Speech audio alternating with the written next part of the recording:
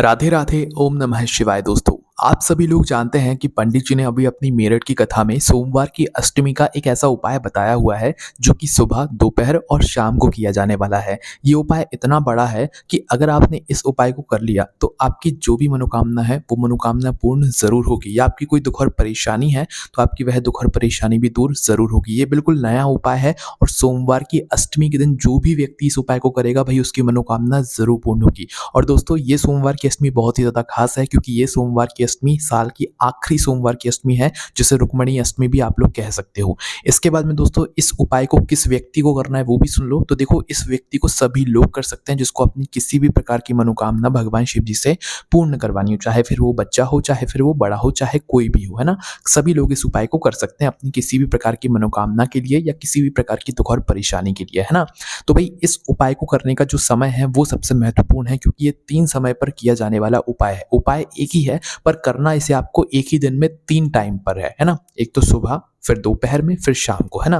दरअसल इस उपाय में आपको क्या करना है वो अब हम समझते हैं। तो देखो, इस उपाय को करते समय आपको शुद्धता का विशेष रूप से ध्यान रखना है क्योंकि सुबह जब आप करोगे, सुबह तो स्नान करके ही करोगे, पर दोपहर में जब करोगे तो दोपहर के समय में आप लोगों को हाथ मुंह धोकर ही उपाय करना है। फिर शाम के समय करोगे जब भी आप लोगों को हाथ मुंह धोकर ही उपाय करना है। कहने का मतलब है कि शुद्धता का विशेष रूप से यहाँ पर आपको ध्यान रखना है ना। तो भाई, इस उपाय को करने का समय भी आप लोग जान लीजिए कितने बजे से लेकर कितने बजे के बीच में उपाय करना है।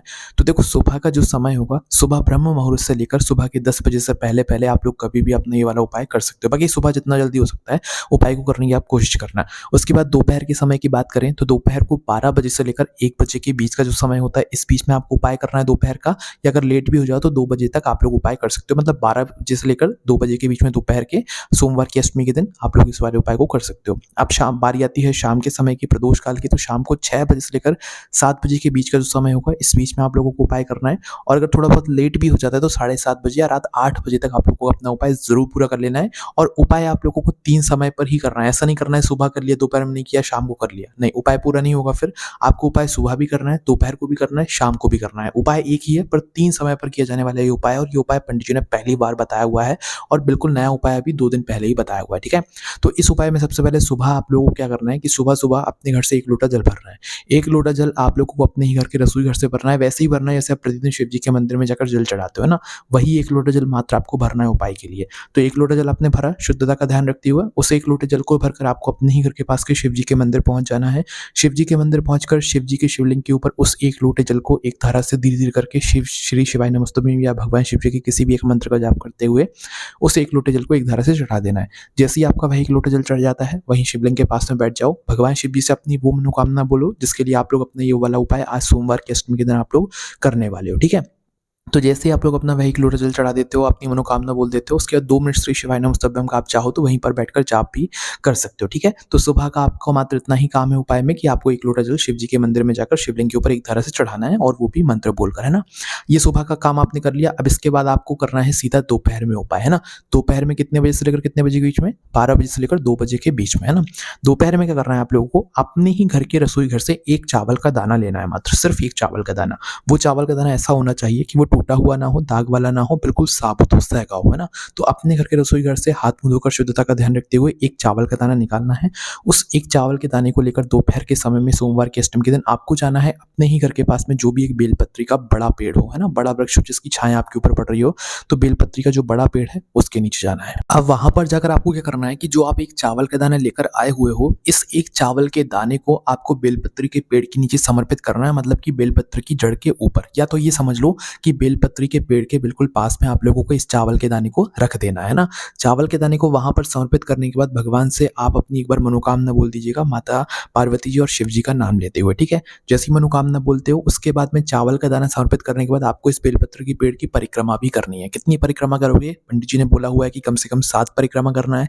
11 कर सकते हो, 21 कर सकते हो, 51 कर सकते हो, 108 परिक्रमा भी आप कर सकते हो। अपनी क्षमता अनुसार जितनी आपकी क्षमता है उतनी आप परिक्रमा यहाँ पर कर सकते हो, ठीक है। तो करना कैसे? जिस तरफ आपने चावल समर्पित किया हुआ है वहीं से आपको परिक्रमा शुरू करना है और वहीं पर आकर पूरी करोगे तो एक परिक्रमा आपकी यहाँ पर मान ली जाएगी। तो इसी प्रकार से आप 7 परिक्रमा कर लो या 11 कर लो या 21 कर लो या 51 या 108 जितनी आपकी क्षमता है उतनी कर लो। पर जो बुजुर्गजन हैं, जो उपाय कर रहे हैं, जिनसे इतना नहीं बन पाता है, वो कम से कम एक परिक्रमा ज़रूर करें और एक परिक्रमा कर कर या अपनी जितनी परिक्रमा करी है उतनी परिक्रमा कर कर भगवान से प्रार्थना कर कर भगवान शिव और माता पार्वती जी का नाम लेकर वहाँ पर दूध देकर आप लोग अपने घर पर वापस आ जाना। तो यहाँ पर ये दोपहर में आपको इतना सा ये करना है, ठीक है। तो दोपहर में यहाँ पर ये वाला उपाय पूरा हो जाता है। अब बारी आती है शाम के समय की। अब शाम के समय शाम को 6 बजे से लेकर 7 बजे के बीच में या 7:30 या रात 8 बजे के बीच में लेट हो जाओ तो वैसे शाम के 6 बजे से लेकर 7 बजे के बीच में ही आपको कर लेना है।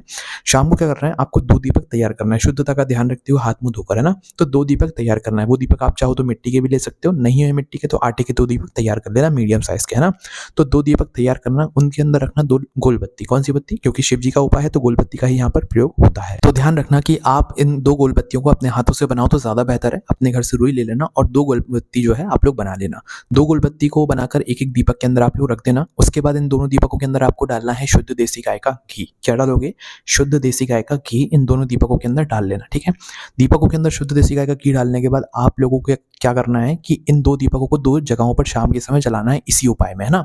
तो एक दीपक तो जलेगा भगवान शिव जी के मंदिर में और एक दीपक जलेगा बेलपत्र के पेड़ के नीचे, है ना। तो आपको इन दीपकों को मात्र अपने घर पर तैयार करना है, जलाना नहीं है। जलाना वहीं पर जाकर है जहां पर हम इन्हें रखने वाले हैं, है ना। अपने साथ में बस अपनी माचिस लेकर जाना घर से। माचिस भूल कर मत जाना, किसी और से माचिस मत लेना उपाय को करते समय, इस बात का ध्यान रखना। अपने घर से अपनी माचिस लेकर जाना। सबसे पहले तो जो 2 दीपक हैं इनको किसी प्लेट या थाली में रखकर सबसे पहले शिव जी के मंदिर पहुंच जाना। शिव जी के मंदिर पहुंचकर सबसे पहले वहां पर बैठकर दर्शन करके अपना पहले नंबर का जो दीपक है उसको जला लेना। दूसरे को नहीं जलाना है, दूसरे को हम वहीं पर जाकर जलाएंगे बेलपत्र के पेड़ के नीचे, है ना। तो पहले नंबर के दीपक को शिव जी के पास में बैठकर जला लेना। उस दीपक से आप चाहो तो आरती वगैरह करके उस दीपक को शिवलिंग के पास में रख देना। शिवलिंग के ज्यादा पास में मत रखना, शिव जी को आंच ना लगे, ऐसे आप लोग शिवलिंग के पास में रख देना, ठीक है। उसके बाद में भगवान शिव जी से आप अपनी वो मनोकामना बोलना जिसके लिए आप लोग अपना उपाय कर रहे हो। तीनों टाइम आप लोग मनोकामना बोलना जब जब आप अपना उपाय दिन में 3 समय पर कर रहे हो, ठीक है। मनोकामना एक ही होनी चाहिए, बदल बदल कर नहीं बोलना, है ना। तो अपनी जो भी मनोकामना हो जिसके लिए आप उपाय कर रहे हो, अपनी वो मनोकामना जो है शिवलिंग के पास में दीपक रखने के बाद बोल दीजिए। मनोकामना बोलने के बाद 1-2 मिनट श्री शिवाय नमस्तुभ्यं का जाप करने के बाद भगवान से प्रार्थना करके धूप देकर वहां से उठ जाना है और सीधा पहुंच जाना है दूसरे नंबर के दीपक को लेकर बेलपत्री के पेड़ के नीचे, है ना। उसी बेलपत्र के पेड़ के नीचे जहाँ पर आपने दोपहर में चावल समर्पित किया था। अब बेलपत्र के पेड़ के नीचे पहुंचने के बाद आपको दूसरे नंबर का जो दीपक है उसको भी यहाँ पर आप जला लेना, है ना।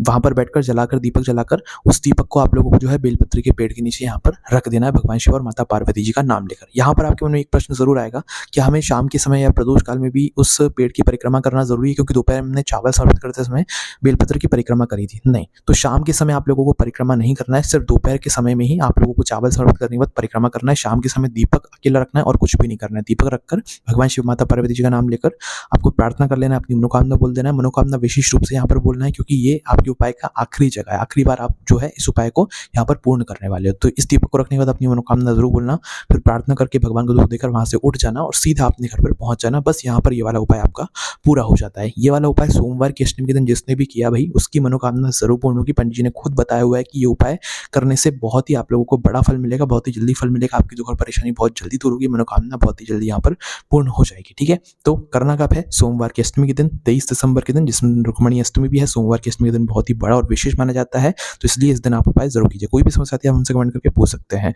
राधे राधे, ओम नमः शिवाय।